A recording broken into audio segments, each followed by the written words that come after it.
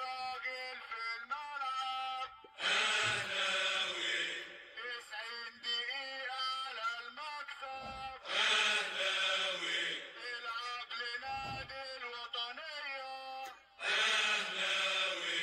مليون تريليون مبروك على كل اهلاوي. ماتش محترم، اداء عالمي عالمي عالمي عالمي عالمي من كل لعيبه الاهلي. تريزيجيه انت مشتري لعيب اوروبي، ده مش لعيب مصري. بيروح وبيضيع وقرفنا وخانقنا وبيضيع ضربات جزاء وزهقانين منه، ماشي. بس اللي بيعمله يا جدعان برجله اليمين ده ارتو عالميه. بس هي لسه ما ظبطتش جوه الجون، بس يعني جاب واحده في العارضه اقسم بالله حرام تيجي عارضه. لدرجه ان بن شرقي ومحمد شريف الاثنين سقفوا له. ودي الروح بقى اللي جوه النادي الاهلي يا جدعان. الاهلي عظمه عظمه عظمه. المدرب شابوه، نرفع لك القبعه. فكره تفريغ الملعب دي حاجه انا بحترمها.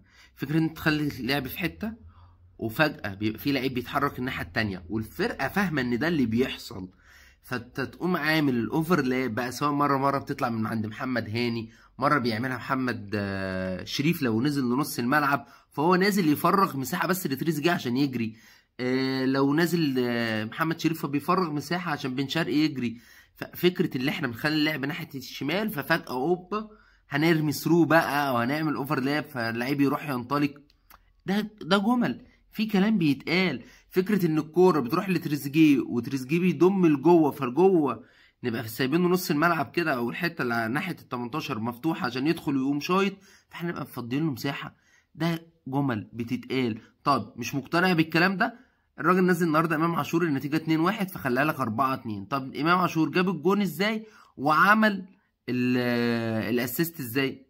برضو الكره ناحيه الشمال، فاحنا هنفرغ مساحه حوالين ال 18 فهنباصي اللعيب اللي واقف على ال 18 ويشوط. طبعا كان بيعملها مروان عطيه ورجله بتبقى في المدرجات، واليو ديانج عملها الشوط الاول ورجله في المدرجات، ولكن نزل لك بقى لعيب رجله جوه الصندوق، مش محتاج بقى يقعد 60 ماتش يلعب في الملعب عشان يقول لك ان انا جاهز.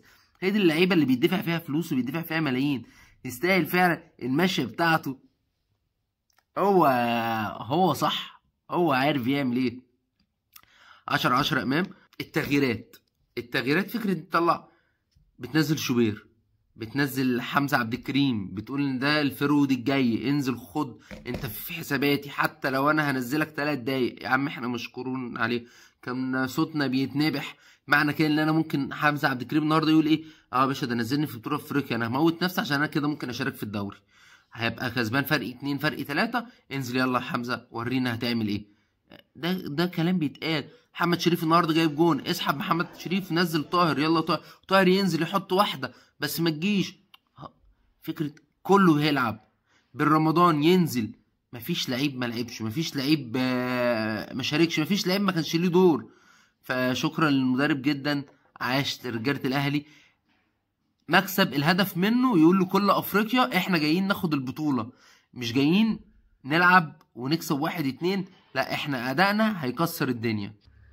وبكده تبقى مباراة الاهلي خلصت، وهو فعلا الوحيد اللي بيفرحني بعد يوم مليان كورة. ولكن ماتش ليفربول خلاني مخنوق وكان ماتش ممل جدا، فوالله شكرا للاهلي، هو فعلا اللي بيغير المود.